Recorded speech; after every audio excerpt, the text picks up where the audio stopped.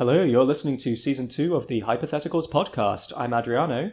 And I'm Andy, and this episode is brought to you by a team of highly trained homing ostriches. You'll hear a knock at your door any moment now, but don't open it. They're vicious creatures and won't hesitate to tear you limb from limb.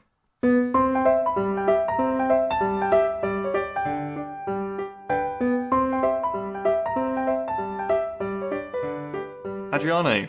Andy. How are you doing? Not too bad, yourself?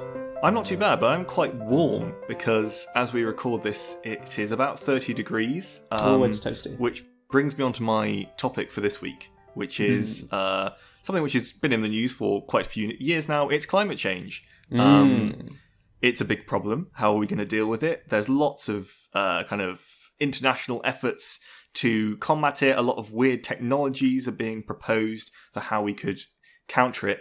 But what haven't we thought of that could solve or allow us to adapt to climate change? I think it's a very good idea that we start thinking about this now in preparation for the inevitable day, when we get that phone call on the red Hypotheticals phone hidden inside the desk when the president finally decides to call the expert. So, yeah, I guess, the simplest plans are often the best. So I would say, just step one, go into settings and just move that slider down a little bit. See if that fixes it, Are you thinking of the sort of Hitchhiker's Guide to the Galaxy situation again, where Earth is actually a giant computer? And yes. If we can just access that RAM, if we can access, the hard drive, we can just change the settings and it'll be all right. That's actually quite funny because obviously in the Hitchhiker's Guide, it is a giant computer, but not in the traditional sci-fi sort of oh no, it was all holograms, or it's actually just a thin shell of sort of natural world on top of a big old metal sphere or something, and if you tunnel down far enough, it's all just microchips and nonsense. The idea was that it's an organic computer so complex that living things actually form part of its operational matrix. Right. I guess in a very real sense, what we need to do is amend the programming to fix the problem, but we're going to have to do that sort of the old-fashioned way because, our coding involves things like halting deforestation. Yeah, we've kind of got a computer virus at the moment.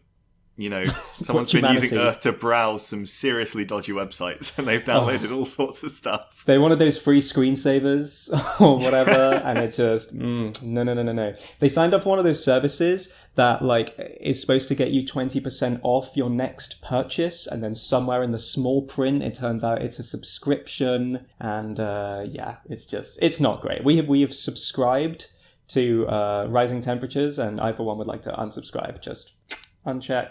Yeah, we haven't been paying for our films that we've been watching, and we've just been downloading them from dodgy galaxies, and it's we're paying the price. Yeah, we are slowly but surely. So yeah, I mean, if the classic sort of go and fiddle around in the settings, hit up that search box, or if all else fails, turn it off and on again. I think that's where I'd start, I guess. How about you? Well, hang on. How would you turn off and on again the entire Earth? Well, I'm hoping it wouldn't come to that. Would you just kill everything just and then reset start again? Yeah, I don't know. I guess. Well, maybe that's too drastic. My other idea is you could just sort of blow on it. It works for soup. Sort of a giant fan arrangement? Yeah, I guess. Get some more wind on the go. Now, I know one thing about wind, and that is that I believe it's caused by thermals. So the sun heats up sort of patches of the Earth's crust, and then that heat gets sort of conducted into the air, immediately above that patch of ground, and then that air becomes less dense and therefore lighter and rises as all the cooler air around it sort of rushes in to sink below it, and that, causes a movement of air and all this air rushing in. That's the origin of wind. That's my quite basic understanding. So as the planet heats up more because of all this so-called climate change, surely we'd get more wind, right? Well, the problem will just fix itself. Yeah, I mean, one theory I've come across about wind turbines, which I think sounds quite ridiculous, is that if we put too many wind turbines up, then we won't have any wind left because all the energy from the wind has gone into our electricity or whatever. My God, that's what we've done. We thought renewable energy was the solution. Yeah, I mean, I don't know how many wind turbines you'd have to build. We don't know how many we've already built, though. The problem is already there.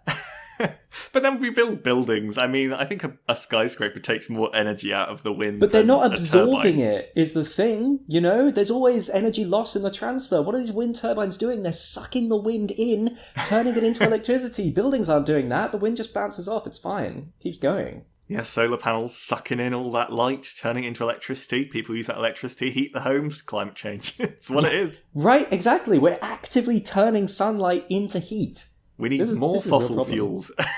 Wean us off renewables, and that's the only way to solve it. Yeah, we need to get that sort of inner chemical heat out of our planet. It's causing problems. If we can find a way to burn magma, then we're onto something. Yeah, we need a sort of a juice cleanse of the Earth. Get all of those toxins out and into the atmosphere where they can't harm anyone. That's Because right, famously, yeah. we don't rely on our atmosphere for anything. So if they're out there and not in the ground, we'll be all right. Yeah, it's about getting it out. It's the same as those, those pore strips you can buy and then stick them on your nose, and then let them dry out and then peel them off and they'll be covered in little spots. We need that sort of thing. Like, it's a similar concept, basically. The problems, the toxins are in here and we need them out there. Right, so we just, get a giant absorbent pad, put it into an oil well, and then just fire that entire pad into space. I guess, yeah, maybe. Or, opposite, here's the thing. I mean, we talk about absorbency, but the Earth is largely covered in water, right? Bit of a misnomer there. I think we mentioned this when we were talking about invading aliens. It's called Earth, but it's pretty watery. It's not watery enough. What do you do on a really hot day? You take a cold shower. We are like 80% cold shower here on this planet, and it's not sufficiently cold. Maybe we just need to find some more water. I gather that's pretty plentiful in space. Well, I mean, we're kind of doing that already with melting all the ice caps, Get That's some more true. warmer water. Okay, yeah, you know what? That's a reasonable solution too. I mean, talking of water, though, I'm going to kind of go down an avenue which is coping with climate change, like the consequences of. Let's assume we don't manage to avert climate change, but we've got to deal with the consequences. So this is actually a real idea, which a company in Dubai planned to they just wanted to tether an iceberg from Antarctica, and they would just tow it with ships to the Middle East, and just Marvelous. have. It's a tourist attraction. It would bring its own microclimate, essentially, because of all the sort of interactions, the evaporating, melting water and all that sort of thing. And they just chip water off it and get fresh water that way. That is so wild. So they just park it out in the bay or whatever, and they've got all their super tall hotels and things just staring at this big old mountain of ice, and ships going out to it and like chipping lumps off, and it's just sort of cooling down all the sea and causing some cool breezes, I suppose. Yeah, maybe more rainfall. I'm not quite sure how their logic worked. They planned this in 2017 and it hasn't happened yet, so I'm doubtful. I mean, there's a lot of issues with just being like, hey, the ice caps are melting. We're just going to take this little bit here and tow it to the equator. Which is just going to speed up that melting a little bit. Well, it makes sense to, grab them while you can before they're all gone, I suppose. Grab your little chunk of frosty paradise. I admire the simplicity of that solution. Like, forget about all the emergent properties, like all the insane unforeseeable effects. What happens when you cool down this portion of ocean water and all the fish that were evolved to deal with this temperature now have to deal with this other one and all the wind and the rain and all the... Nah, forget about it. You're too hot, let's go get some ice. Okay, everyone's too hot, we'll get a lot of ice. Forget about it. Yeah, I don't know what you would... I mean, could you set up like a ski slope on that thing? I don't know how big they're talking. Because like they want this... I think the idea was that this iceberg would last the entire year because obviously you've got to time it with winter in Antarctica so that the ice refreezes. Okay, and it's so going to be expensive. I guess the ski season in Dubai, you just put little flags in this iceberg and off you go. Yeah, there's suddenly carve some sort of diving cliffs on that thing. hollow out a portion, turn that into an ice hotel. Like, there's a lot of commercial opportunities. And suddenly, a lot of hotels can sell not only rooms with an ocean view, but rooms with an iceberg view, or, rooms that suddenly have a cool breeze blowing in. It's really gonna, I mean, not that their economy needs that much revitalizing, I don't know much about Dubai, to be honest, except that they were filthy rich at some point. I imagine they still are. But, yeah, why not? It never rains, but it pours. And imagine if you were just sleeping in your ice hotel and suddenly a massive kind of hydraulic claw comes in through your bedroom window to rip out a chunk of ice from your bed. Sorry, we've degraded the iceberg to such an extent this is the last bit left. Because the planning permissions and sort of all the city planning laws and all the rest of it, they haven't caught up to this new directive, to this new... Because, normally you reclaim land from the sea to make a personal island or whatever. It takes a while. There's enough time for the paperwork to catch up. But you suddenly just get a big old hunk of land and tow it into the bay. It's just a free-for-all. It's like the Wild West. There's people tunneling in from opposite sides, joining in the middle, finding new romance. It's a hotbed. Well, there could be all sorts of loopholes, because is it technically land if it's just ice? Who owns it? I guess it's the company that tows it there, but how do you enforce that? You'd get ice pirates, ice smugglers, poachers, all sorts. Yes, sneaking out at night to just chip bits off. You need a special icy division of the police.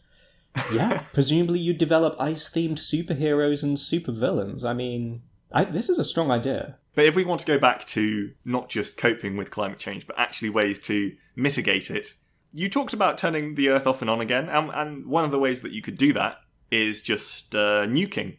So you fire all the nuclear missiles at each other, and then, like a nuclear winter, that would temporarily cool the planet because of all the ash and smog. Winter, it's right there in the name. Yeah, and with the added bonus that the reduced population and the possible complete loss of your electronics because of the EMP pulses that would massively reduce CO2 emissions. So it's a win-win. That's a really good point. Okay, yeah.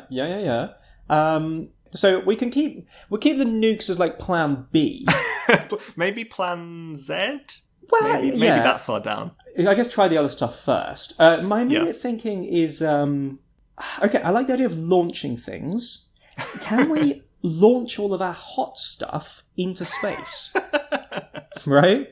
We've got too much heat down here. It's nice and cold up in space. Yep. Can we just sort of... like, a fridge is basically a device for moving heat around, right? Like, we think of it as it cools things down, but it doesn't. It just moves the heat out the back, right? Like, your house doesn't become net colder because it has a fridge in it. No, if anything, it becomes net warmer slightly. There we go, because it's burning the electricity or because of sunspots, I don't know. So we think of space as our fridge, and we just get hot things, put them up there, and then if we need them later, they'll be nice and cooled down. So in every house, you've got a sort of... in fancy houses, you used to have the... dumb waiters. Yeah. Where you'd send food up. But you've got that in your kitchen, and as soon as you get your tray out of the oven, you pour the food onto the plates, and then you put the entire hot tray into your dumbwaiter, and it just launches it into space. Well, okay, hot food I might allow as one of the hot things that you're allowed to have, but we might need to impose the tray a itself, heat tax. You could launch. Oh, the tray. I see. Okay, so you keep the food, but then you got all this heat in your oven. You don't need that. The entire oven gets launched into space. It's quite expensive. And bring it back down when it's nice and cooled down. Yeah, great for the economy, though. Not just space elevators, we need space dumb waiters. And Well, talking of space elevators, though, to a more realistic, I think, version of this would be you build a space elevator, which obviously we don't know if it's possible. Anyway, you build a space elevator and you incorporate a heat exchanger, like in a fridge, into the space elevator itself. So let's say you've got like you've got pipes of water just going all the way up the space elevator into space and then back down to Earth, and it's hot when it goes in at Earth level, and then it cools down in space, and then it comes back down. I like that. Yeah, just like a PC cooling system or what have you, but for the Earth. Yeah. So instead of everyone having a small one of these in their houses, which I'll grant you might become a little bit... apart from anything else, it would tangle up the airspace, something chronic. But yeah, one big one, or like a few big ones around the equator or whatever. Mm-hmm. I think you always need multiples of 2 with space elevators, otherwise they throw the Earth's orbit out of sync or something. Well, listen, that's another idea I had. That might not be the worst of it. What if we can get the Earth to stop spinning, right? Oh. Then only half of it would heat up, because only half of it would be facing the sun. It would heat up and the a other lot. side would get nice and cold. Yeah, but maybe that would be, like, mitigated somehow. I don't know. We could arrange a timeshare is what I'm saying. Because it's like, if it's a hot day outside, right? And you've got a nice air-conditioned room, but there's not enough room in it for, like, you and all your friends to get in there.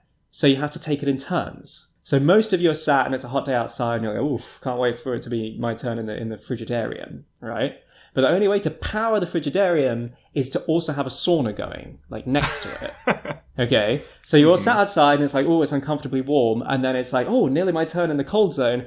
Oh, I guess I better go sit in the sauna for 15 minutes first. But then you go into that nice cool room and, it feels even better because you've just been in the really hot place, right? So wouldn't it be worth it? It all balances out. It's like a zero-sum game eventually. But it's worth it just for the, like that. The effects on the Earth's entire, I think the side facing the sun would become like, I don't know, 100 degrees all the time. The side facing away would be like minus 50 all the time. You could build so many wind turbines around the equator, whatever the equator is at this point. The rim between, the transition zone between hot and cold. Yeah. Because the wind speed from hot to cold would be unbelievable. It would be like 200 miles an hour. You could power the entire Earth 20 times over. Which would be a great saving and also might help cool you down. I'm just saying, there's positives we might not be considering. You cannot make an omelette without breaking eggs. Yeah, or half the planet.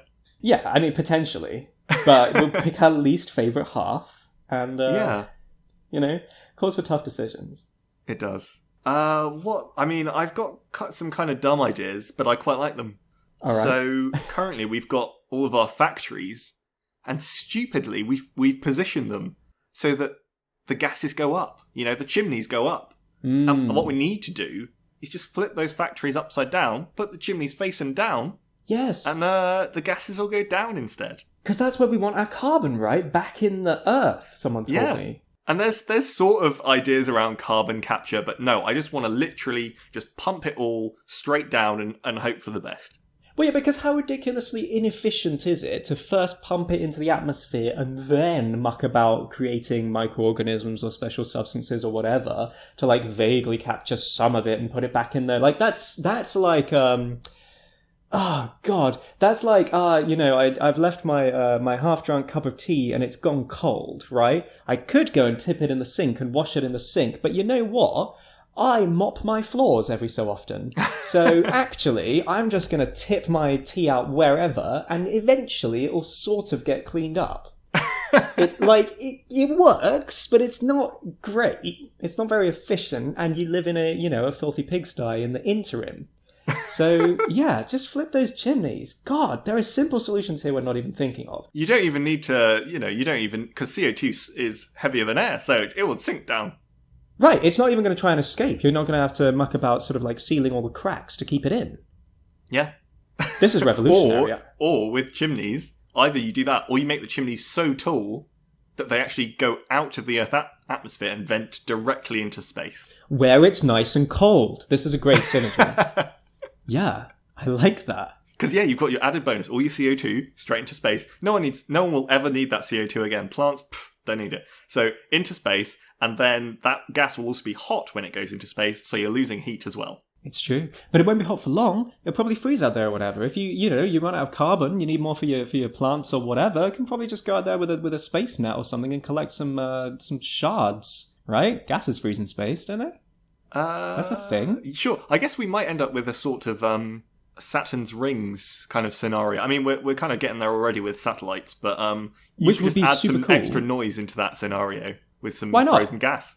Everyone loves Saturn's rings. They're great. They'll be an attraction, like an extra aurora, and also they'll shield us from some of these harmful cosmic rays or all this UV light. You know what I mean? Like, we're bothered about the whole business with the greenhouse gases. Is they're not reflecting enough of the sun's light out, and they're reflecting it back in once it's in. Get the gases out there, reflecting it away.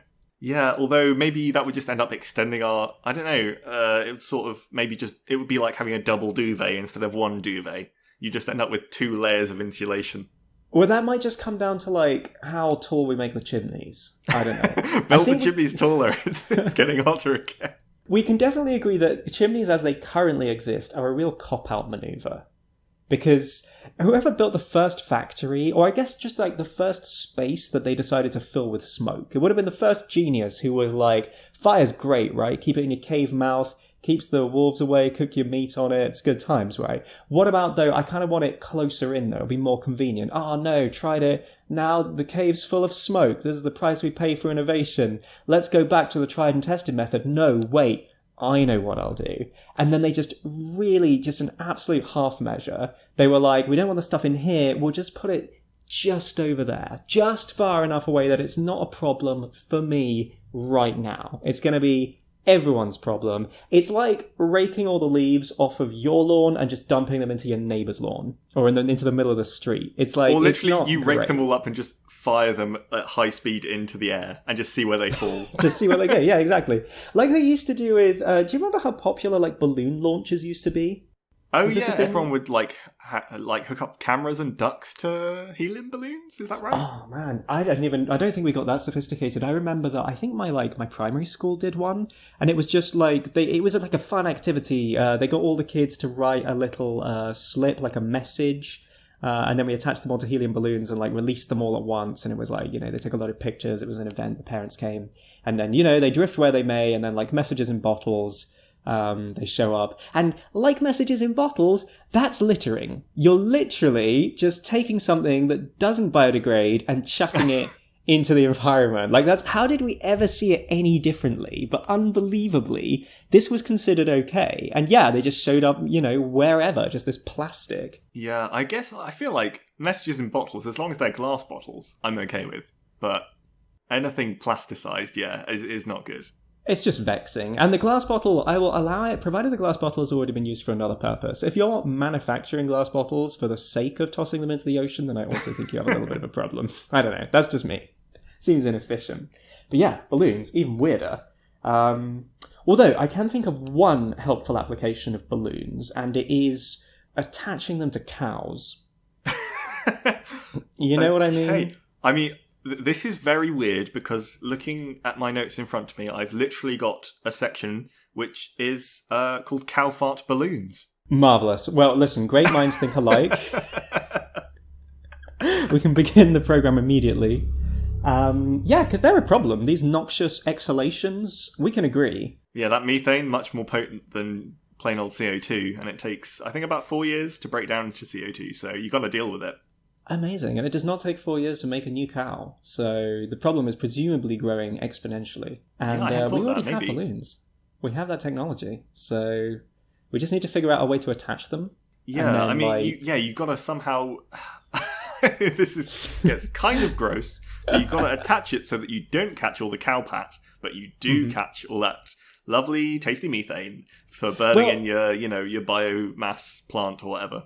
Exactly, and farming is already gross. I mean, the things they have to do with, like, syringes, and let's not dwell. I'm not even an expert, but, like, they already have to do some pretty gross stuff. There's various processes that sort of Mother Nature took care of in her own, also gross ways, but, like, we didn't have to worry about them. And then when we invented agriculture, they sort of became our problem. And in many ways, we often made them, like, worse, or at least more commercially viable, and therefore often grosser. So I say to the poor overburdened farmers that are keeping our society going, truly the heroes of our society. I mean, what is one more gross thing that they have to do with cows among friends? Surely we can rely on them to catch those farts and keep them out of our delicious breathable air.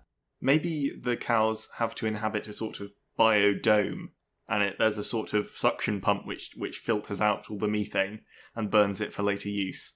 Yeah, maybe our problem is allowing cows to roam freely under the God's good sunshine on this beautiful green earth. If we just kept them in nice, efficient, airtight boxes...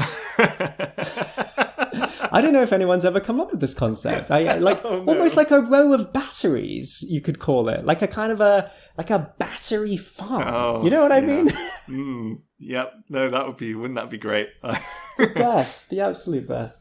Or you could just burn the cows for power.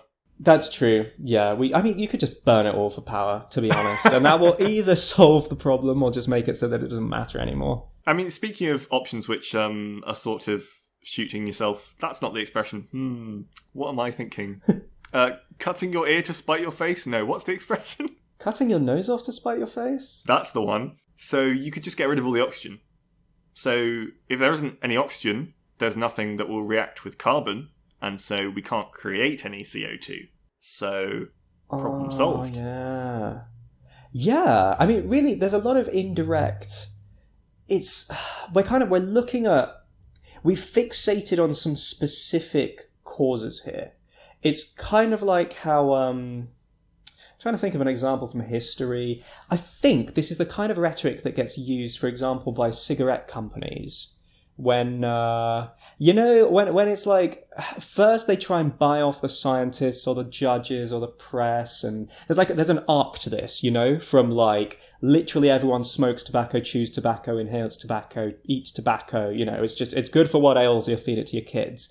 And then at the other end of that arc is like, why would we ever do this? Ridiculous. And then sort of the progression along that timeline passes through like, what studies? No, these studies show that actually you get colds less often. And then, the next generation is like, okay, yeah, we heard about that weird outlier study that suggested that some cigarettes in some circumstances might cause an itty bitty bit of cancer, but the real problem is the rolling papers they were using. Did you see how much, and then they'll like deviate the attention. And we all know the problem is just tobacco no bueno, but they will find other things to kind of shift the blame onto. And maybe that's what's going on right now. We think we've seen through the conspiracy because we've seen all the industrialists with their like fossil fuels causing a problem. I don't think so. Oil's the best. Put on the breakfast cereal, glug glug glug,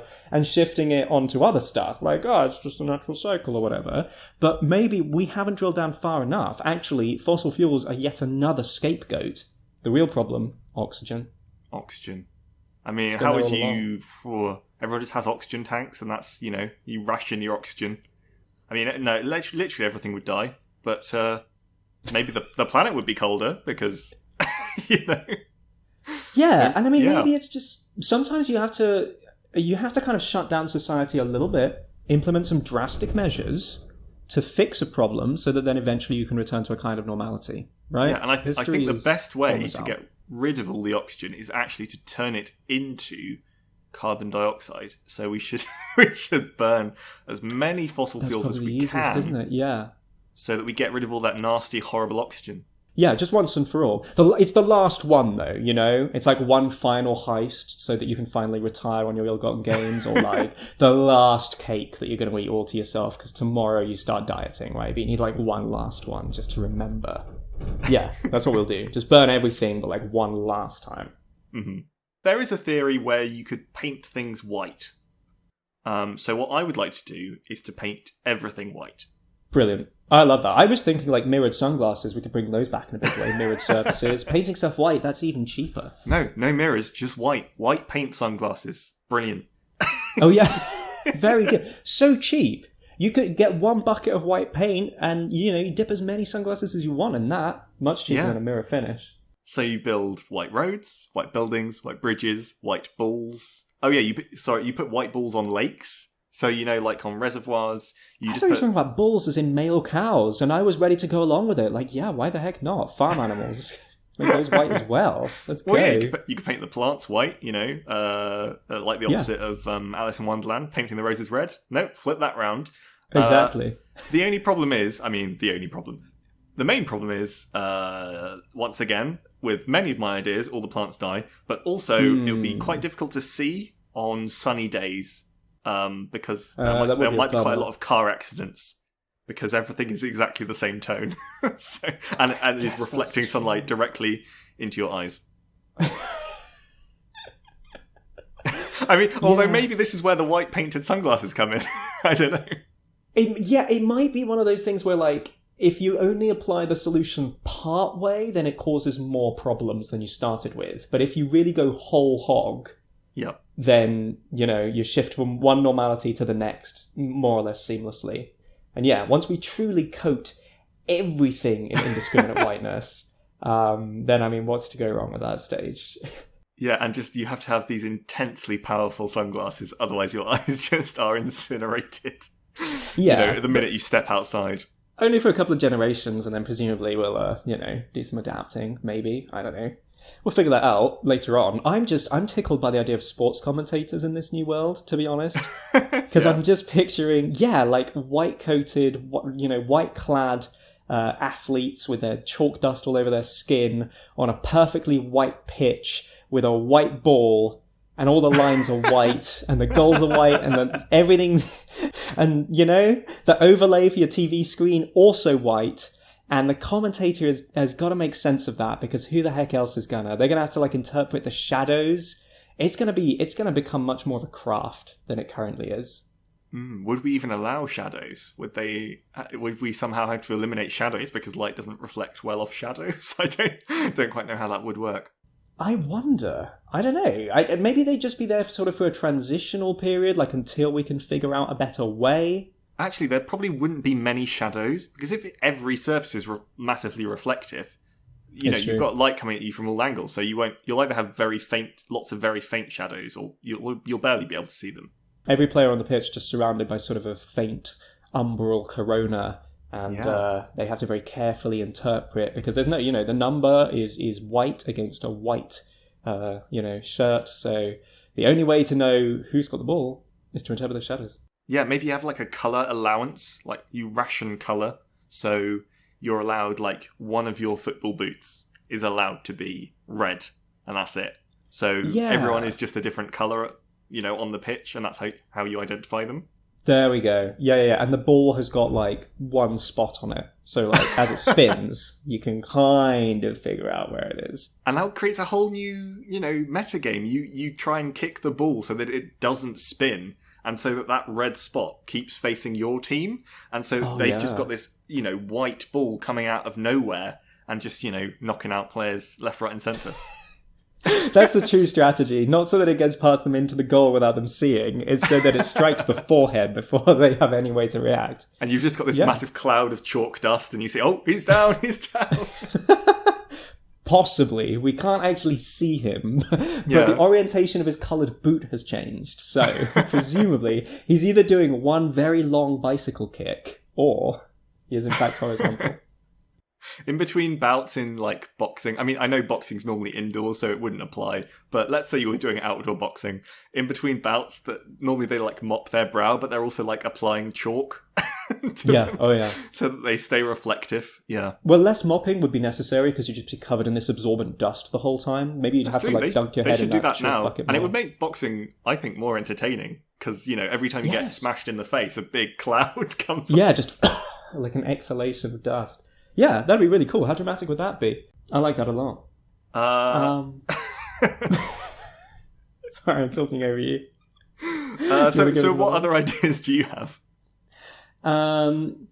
Well, I've got a couple of sort of just real symptomatic ones, in case we just need, like, a little bit of a push to get us through this. Nothing as radical as turning everything white, but, like, we've got a problem with all these ice caps breaking up, all the ice flows. They're drifting away from the main land masses. We've all seen the terrible videos of, like, these big icy cliffs, these glaciers crumbling down into just chunks of ice, drifting away. There's, like, a solitary polar bear, and he's just drifting off into the sea. Like, what's he going to do? His whole continent's coming apart. Just, like, we've got adhesives. Just get some tape. Stick that, like, why are we putting up? We're watching it come apart, and we're just watching it like, oh no, what could we possibly do, right? As if we've never stapled anything together, or, like, used any kind of, we've got no nails glue, that stuff is strong.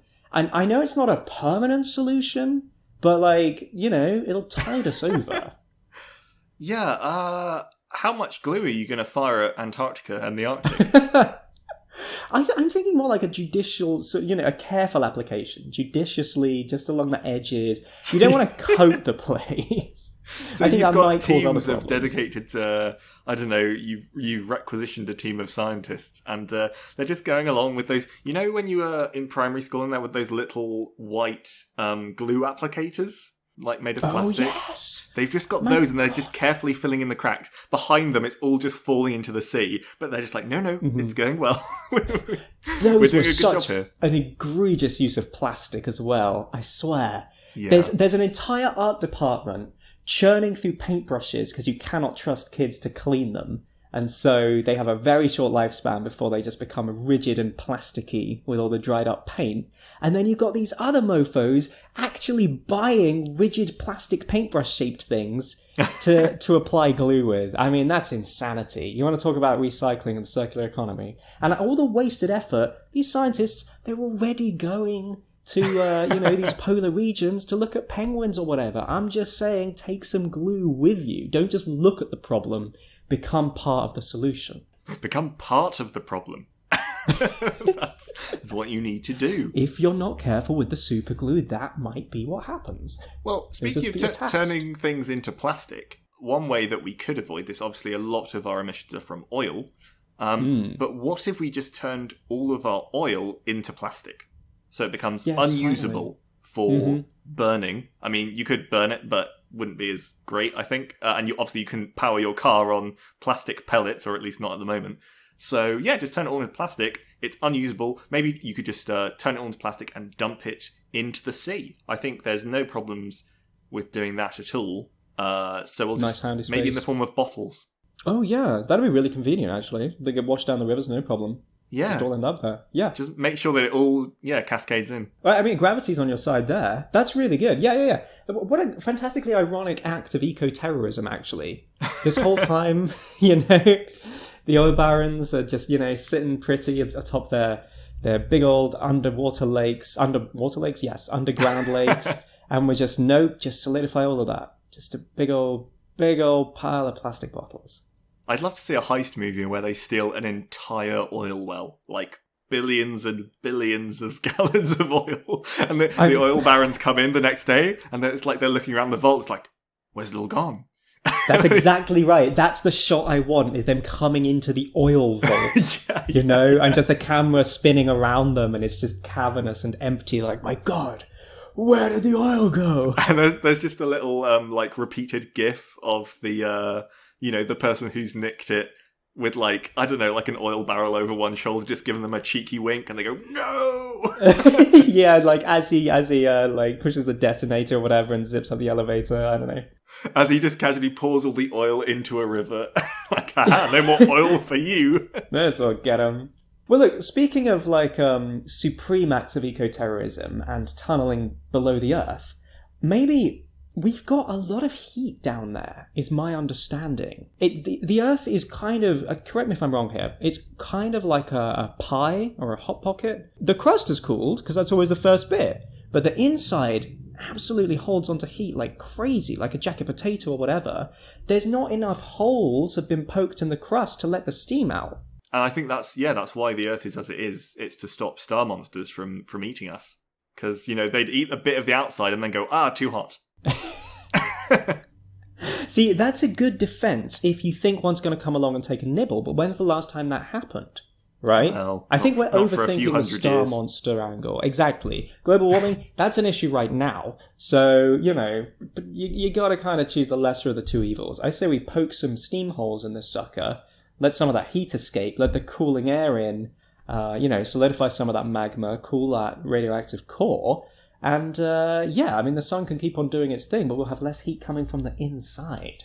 I don't know if our core is radioactive. I might need to check that. I thought it was iron. I gather it's iron. Someone told me, or possibly I read a comic book, something about there being radioactive elements down there, which is what's keeping everything so hot and molten for such a long time, and has prevented us just cooling down like a lesser rubbish rocky planet. That and having an atmosphere, I guess, maybe to insulate. Listen, I don't know science. For all I know, the Earth is hollow, like those other guys are saying. In which case, all we got to do is turn it inside out, maybe. Then all the hot stuff on the inside, the lava and that'll get heated up by the sun. But that doesn't matter, it's already hot. That's fine. The problem is we're out here getting heated by the sun. We need to be on the inside where it's nice and shady and cool. Okay. Because I was thinking with your steam holes idea, it would tie in quite nicely with one of my ideas, which was to tunnel a deep hole into the middle of the Earth. But this is for if climate change is happening, you just divert all the rising seawater into that hole. Cool it down. Yeah, I mean, you cool it down, but also, it means you don't have flooding in your coastal areas. Oh, yeah. Just dig a big old trench. Absolutely. And all the soil that comes out, just build a bigger mountain or whatever. It's fine. Just, I mean, people like one-upping each other, so just build a massive, Mount Everest plus 3 meters in Hull, and just, jobs are good. Maybe on top of Hull, and just have a sort of dwarven kingdom. I like that. I like that a lot. And then, they get nice and shady, so they're cooling down as well. There's a lot of synergy. I forget what... this was from another Tumblr post, so who knows if it's real, but there was a picture, okay, and that's evidence of the sort. There was some artist who chiseled the top inch off of, Ben Nevis or somewhere. I think it was... Which is the tallest mountain in Britain? Oh, it could be Ben Nevis. Listen, whatever. I'm pretty sure it was a British artist, I think. And... yeah, it was the tallest mountain in Britain or the United Kingdom, and this artist took the top inch off of it and put it in an art gallery, and apparently the council of wherever was very angry and wanted it back. Well, you would be. You stolen a bit of your mountain. I know, which sucks, but also I really like the idea of finding the top inch of a mountain, because last I checked, they don't come to that sharp a point. So they're like pyramids, aren't they? Just straight up. just straight up. So you climb to the top, and then you're just kind of kicking around a bit, I guess, and you're like, I guess I'll take this pebble, right? You just have a really massive spirit level, just trying to find the top bit. Would a spirit level do it, or do you need no, maybe not, no. altitude, whatever they have on planes to measure out? I've no idea. Yeah, you need a theodolite, basically, to, which surveyors use to measure gradients. Oh, yeah, there we go, probably. Yeah, it'd be a really complicated business, actually. Measuring the height of mountains must be mad complicated. I bet if he'd never told them, they never would have noticed an inch had gone. No, it's just a person could have accidentally kicked that bit off, I'm sure. Easily. Or someone brings us, it's a thing with hills which are not quite mountains. I think there was a Welsh one where they discovered that it was not actually tall enough to be a mountain when one of these surveyors... not surveyors, cartographers, anyway, came along to look at their mountain. So everyone in the village just took stones up to the top until it was tall enough. Are you serious? Yeah. That's amazing. I love that. Because what an absolute spoil sport. Hey guys, just checking if your mountain's really a mountain. What other motivation do you have? Yeah, I guess it was I guess he measured the height and it was 998 meters. And I think, or do I mean feet? I can't remember what the threshold for a mountain is. God, who knows? It's probably measured in hands or some nonsense. How many horses is it up this mountain? How much horsepower is this mountain? Gosh, it's 5 horsepower. I've never seen a mountain this strong. Well, look, speaking of horses, great segue. Have you noticed how, when they run, they warm up? Yes. You can see where I'm going with this. It's the same with people. I don't know if you've ever noticed. So, yes. We are generating all this extraneous heat, just moving around, exercising. Gyms must be if you looked at a heat map of a gym, it must be ridiculous. I'm just imagining a really sweaty man called Jim. Look at all these gyms, they're off the charts. We've got to do something about the gyms. Whereas the Delias and the Georges are much lower, they're very cool. We've got to pair them up, it's the only way. Everyone jogging is basically generating unnecessary heat and pumping it directly into our atmosphere that we all use. And that's not on. So if we all just stop moving, just stay still, breathe slowly, slow down your metabolism a bit. Okay, there's no need to rush, no stress. Just, take a cold shower, hydrate, and we'll just, that's gotta crank it down a couple of degrees. Maybe. Yeah, it could be. Or you can... long term, you sort of have to select for humans who are more like reptiles, where they don't even produce their own heat. They absorb heat from the sun, so that it's not a problem anymore. Even if it gets warmer, we're going to be yes, give me that warmth. I got to, nip to the shops, and I'm not quite there yet. That's so true. I think as mammals, we're really doing the place a disservice. Not just mammals, birds. What else is warm-blooded? Some fish, I believe. Traitors. Not many, some of them. My God, I thought they had it figured out. And probably some amphibians as well. I wouldn't be surprised if even some reptiles are letting the side down. Well, no longer. Gosh, I mean, I'm sure there would be some problems with getting everyone to stay still. I mean, we can't get people to wear masks, like at the moment. Hey, everyone, just don't move, for like the next maybe 10 years till we got this under control. Just, yeah. Hey, everyone, here's an idea. How about we stay in our houses and don't really go anywhere? Good joke. Okay, yeah, no, I can see the problem. All right, well, then maybe we've got to take the problem to the source, right? The sun is our enemy in this. What? Ketchup sauce. Oh my God, you're a monster. The sun, okay? Mm-hmm. We're getting too much heat from it. We need to divert some of that. We got to distract it, okay? Get it to look elsewhere for a while. What are stars like? Is it attention from paparazzi?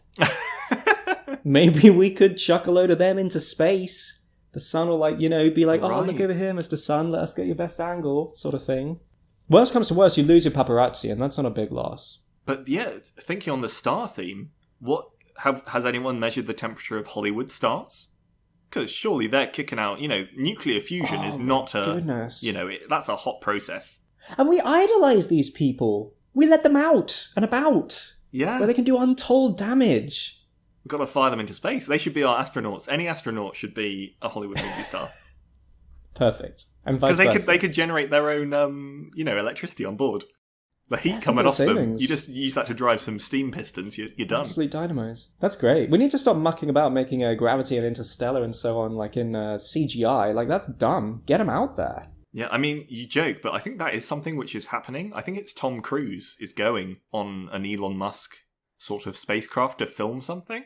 Is he really? Seems like a good use of resources, doesn't it? Well, look, if it'll stop global warming, I mean, no price Tom Cruise is too by himself high. is emitting about, 50,000... What do you measure heat in? Kilojoules? I don't know. I don't know. Gigahertz. Something. Yeah. Have you seen how shiny that man's teeth are? Yeah, it's a problem. Oh, he offsets some of the heat because his teeth reflect the sun so much. Oh, that's true, yeah. Ting just shines off. So one last idea I had was about rainforests. So everyone knows rainforests being deforested at an alarming rate. So what we need to do is maximise the remaining rainforest, maximise its capacity in terms of biodiversity. Trees obviously store carbon. So one layer of rainforest is, that's not enough. We need to have a multi-storey rainforest. So you build huge, I don't know, sort of shelves, across entire rainforests. You put in a bit of soil, like some strip lighting, you're done. Yeah. And that's really a great saving, actually, because you need practically the same amount of water. You just shower the top part, and it'll trickle down, like hydroponics. They're not having those, big and flat. They stack them.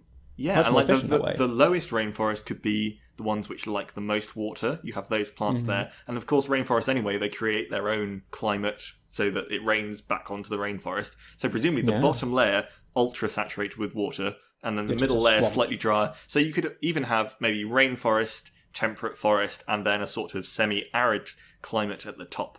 Top layer, desert, all that sand reflects the sunlight back up into space. Genius. The synergy is incredible. Yeah, we just need to make sure that we build enough lighting and collect enough sunlight and wind power to provide energy for an entire continent's worth of rainforest stacked up.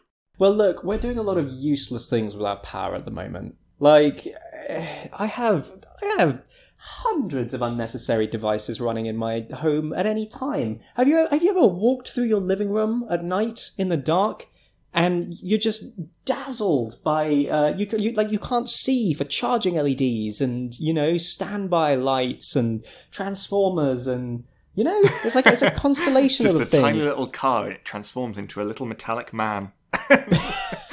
That's right, and he's using far too much power. We're busy watching esports or or making, I don't know. Mining Bitcoin That's the most useless use of power ever made. Nonsense. Absolute rubbish. Like, screensavers, okay, they're less of a thing now.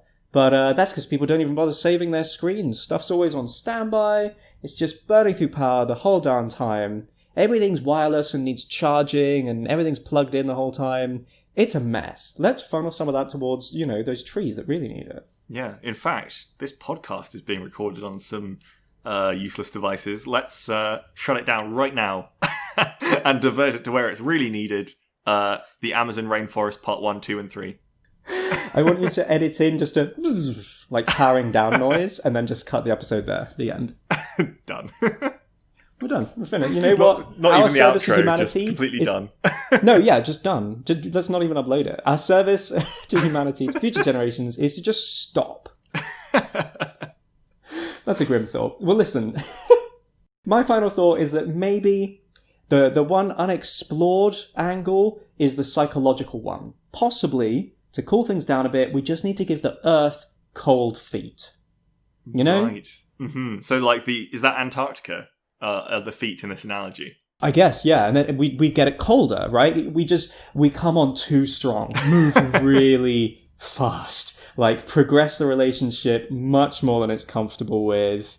I mean, I would argue that we are already at that stage with the Earth. We're making unwelcome advances, Well, maybe we have the opposite problem, and it's embarrassed, and it's like, and the blushing heating effect is happening instead. We need to get it to give us the cold shoulder. Mm-hmm. We need to cross through embarrassment, make it realise that the problem is not it's us. And then, it'll be flush with that cold indifference for us as a species. I mean, what would the cold shoulder be? Just another ice age out of nowhere.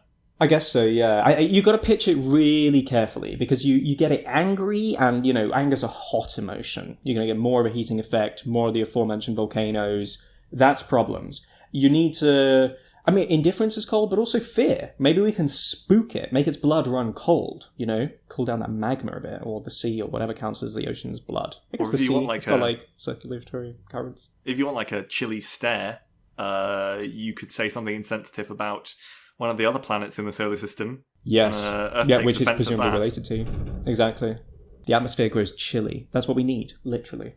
This is kind of a tangent from our main topic, but one last thing I want to touch on is at some point, we're going to hit a period where there's going to be another ice age on Earth through natural circumstance. Maybe because of climate change and global warming, that won't be for quite a long time. But at some point in the future, and maybe humanity's still around at that point, we're going to hit that point.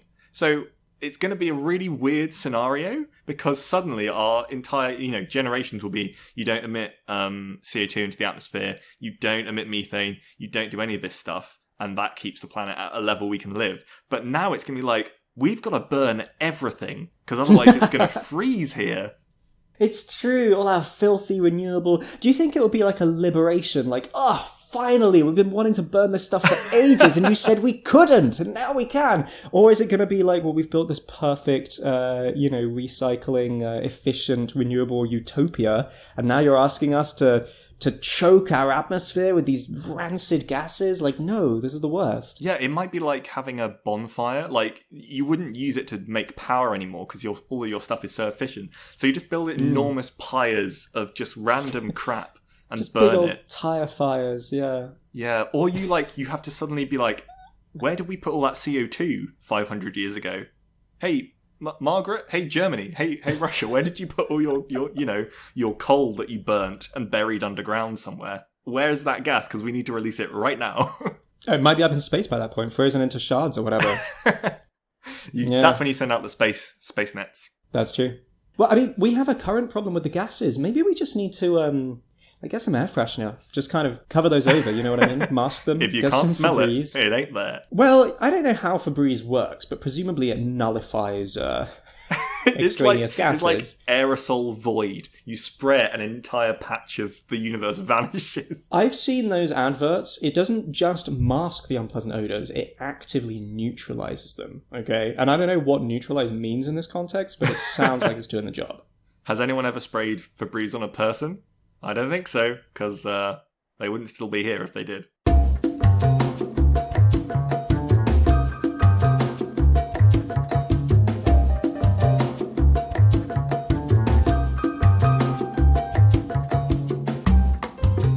That was the Hyper Theticals podcast. Feel free to follow us on Twitter at Hyper Theticals. That's Hyper Theticals without the R. Follow me individually at Rain Tortoise. That's rain like the weather phenomenon. And tortoise like the animal.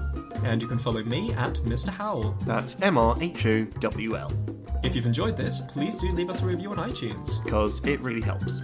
And we'll see you next time. Bye!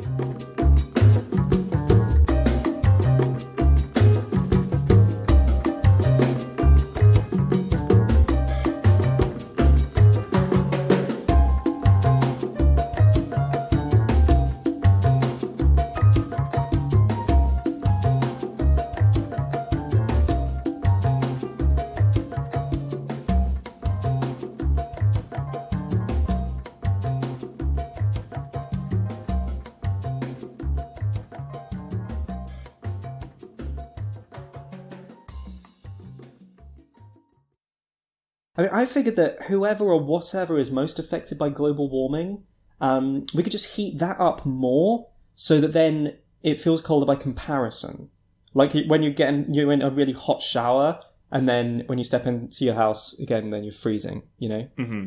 Oh, so you're not talking about punishing the people who emit the most gases by literally heating up their countries more?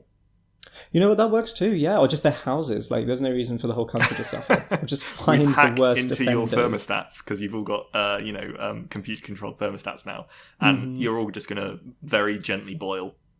Oh, that would be the best. I want that because, like, do you know what a black fax is? No. What's that? Oh man, this is a thing because I learned about these because I had a brief phase as a kind of I got very interested in hacktivism Okay. back when Anonymous was trying to take down the Church of Scientology, before Anonymous became the name for this like hacker group that was, I forget what Anonymous was doing. It was like a big social threat, but prior to that, it was kind of a social movement trying to take down the Church of Scientology. This is years ago now, and they basically, some of the crusades that were launched were things like ordering lots of pizzas for for their offices, because this was back when like online payments weren't 100% the norm, so it was still possible. I don't know if it is now. Sometimes I feel like most companies, like, you have to prepay online and then they'll bring the pizza. Can you even do cash on delivery anymore? I don't know. I'm I not think even you can sure. in America, I haven't but not been here. forever. Okay, well, anyway, that was the idea, basically, to just order tons of pizzas, and then they'd be like, oh no, we don't want to pay for these pizzas.